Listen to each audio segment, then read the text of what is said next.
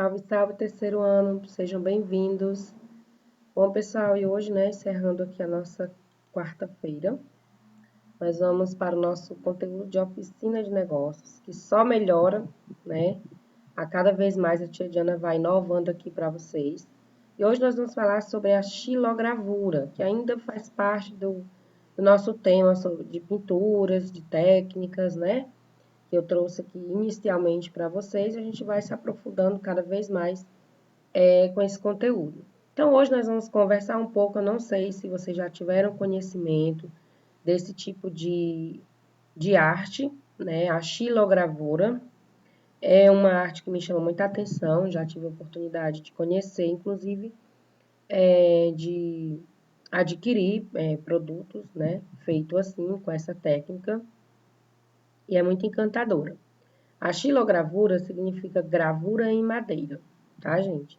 É uma antiga técnica de origem chinesa, né? Surgiu lá na China, em que o artesão utiliza um pedaço de madeira para entalhar um desenho, para fazer um desenho nessa madeira e em seguida usa tinta para pintar a parte em relevo, né? A parte que ele fez esse desenho. Na fase final, né, da xilogravura, é utilizado um tipo de prensa para exercer pressão e levar essa imagem que está lá na madeira para uma folha de papel. Isso mesmo.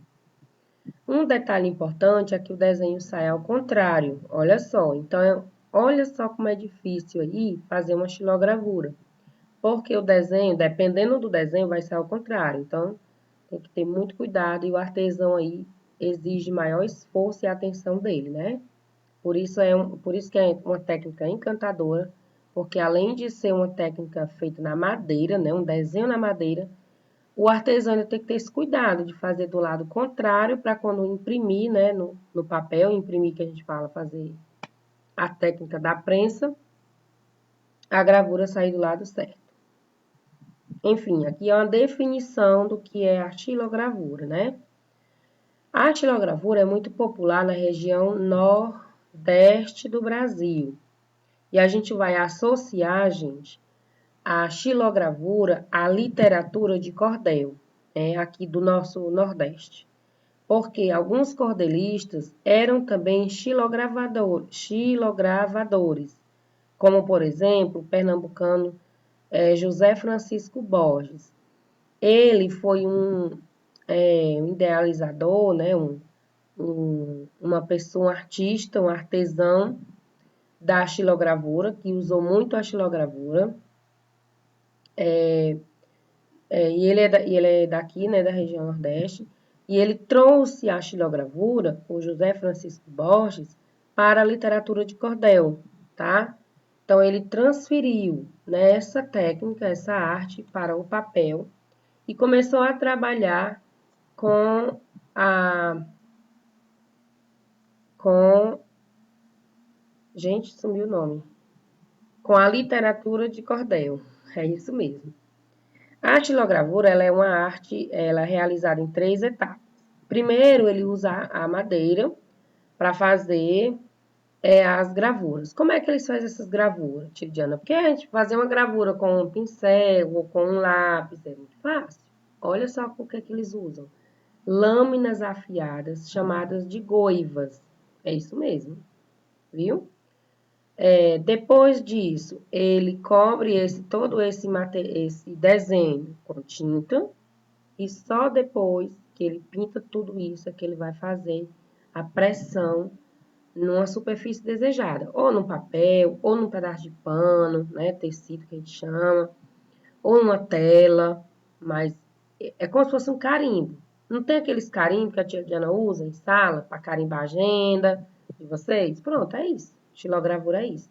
É uma arte feita na madeira, aí você coloca numa tinta e faz no papel, tá? Para a figura sair. Ou numa tela ou no tecido.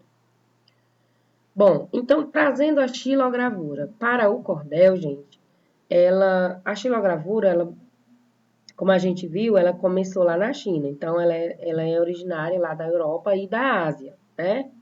Mas ela trouxe, né, foi trazida para o Brasil né, através da família real, quando chegou ao Rio de Janeiro.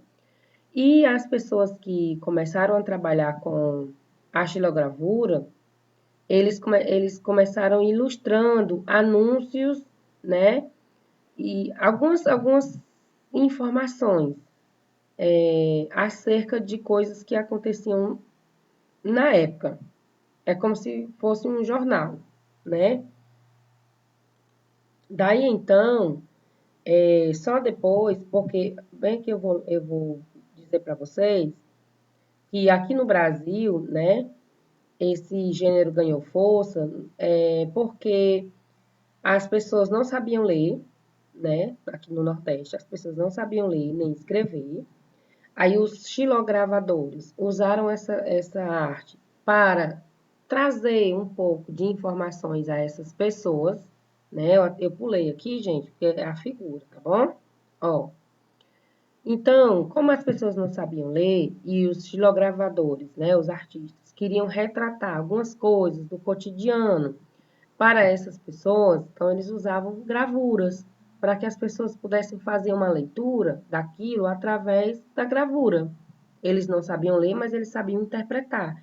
E foi dessa forma que se sustentou-se a xilogravura na literatura de cordel por muito tempo, tá, gente? Muito tempo mesmo. Inclusive, né, as pessoas que trabalhavam com essa arte, eles se reuniam, né, uma roda de conversa na comunidade onde eles moravam, se reuniam para só depois dessa literatura de cordel tá tudo pronto, eles se reuniam para ler, porque eles sabiam ler, eles liam, eles faziam poemas, eles faziam, contavam histórias, criavam histórias e contavam para essas pessoas e iam retratando através do uso de imagens. E como vocês podem observar aí nesses dois exemplos. O uso da técnica da xilogravura criou e propagou a literatura de cordel. Por que chama literatura de cordel, gente? Alguém sabe?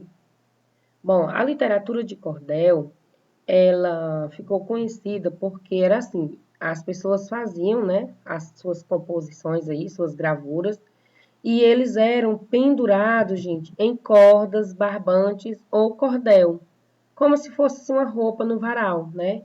Aí tem um cordãozinho e eles penduradinho e as pessoas iam passando, iam se interessando por aquilo, achavam interessante, achavam criativo, paravam e adquiriam, né, essa literatura, essa historinha. Bom, então é uma tradição que já marca 100 anos, gente, mais de 100 anos, tá? Literatura de cordel. E a literatura de cordel, ela já virou patrimônio cultural e material brasileiro. Lembra dos nossos patrimônios lá na nossa aula de história? Pronto, é isso, tá? Ela né, foi reconhecida como patrimônio cultural e imaterial. São os bens imóveis. Lembra dos nossos bens imóveis? Bom, gente, então é isso. A tradição só surgiu e se fortaleceu porque, em uma realidade de seca e de pobreza, né, das regiões nordestinas, as pessoas usavam para retratar justamente coisas do cotidiano, né, para poder as pessoas ir fazendo a interpretação do seu dia a dia, da sua cultura, daquilo que estava acontecendo no momento, através desses artistas aí que faziam um trabalho incrível da xilogravura na literatura de cordel, certo? Foi por meio da xilogravura nordestina que o cordel conquistou o seu espaço em outras partes do Brasil, certo, gente? Então, está atrelado muito essa coisa da xilogravura para a literatura de cordel no nosso Nordeste, na nossa região Nordeste, né? Aqui. Exemplos da xilogravura. Aqui é um de madeira mesmo. Aqui, ó. Aqui é um de madeira. E aqui é um impresso em papel, né? Percebam, gente, nas imagens que eles retratam, né? Olha aqui, provavelmente aqui é um carteiro, né? Escrevendo a história de alguém. Aqui, né? Aqui nessa. E aqui embaixo da tia Diana, ó, um casal, né? Provavelmente contando um romance. Eles eram artistas incríveis. Olha só a técnica, ó, na madeira, aí pinta todo de preto. Lembrando, gente, que a xilogravura, se vocês perceberem, era tudo em preto e branco, que era a única tinta que existia na época, certo? Então, eles fazem, olha só, a impressão aí da Nossa Senhora. Vocês percebam que realmente ela sai do lado contrário, olha só, tá vendo? E nós temos também a xilogravura hoje trazida para o isopor, que é o que a gente vai fazer, né? Eu vou fazer, vou mostrar para vocês, vocês também vão fazer a nossa atividade de casa. Nós vamos fazer uma gravura, qualquer gravura, e vamos aplicar, vamos usar a xilogravura no isopor, tá certo? Bom, e é isso, meus amores. Queria trazer nesse assunto para vocês, que é muito legal, é mais uma arte, é mais uma técnica a ser trabalhada para nós, né? Mais um desafio para vocês. Já fizeram o desafio aí das técnicas de pintura e agora a gente vai trabalhar xilogravura. E o material mais acessível que eu encontrei para vocês, porque nós não vamos conseguir fazer na madeira, a não ser que a gente descubra agora aí um artesão, né? Entre vocês que se desperte aí para essa arte da xilogravura em madeira. Mas a gente vai utilizar o isopor como primeiro exemplo, tá certo? Nossa atividade vai ser essa, eu vou especificar lá na agenda para vocês, tá bom, meus amores? Então é isso. Um conteúdo muito legal, a qual eu gostei demais, fiz uma pesquisa. Sempre que eu vou dar uma aula para vocês, gente, eu dou uma pesquisada nos assuntos, para a gente trazer coisas bem legais para vocês, tá bom? Então é isso, meus amores. Forte abraço e grande beijo. Até a próxima.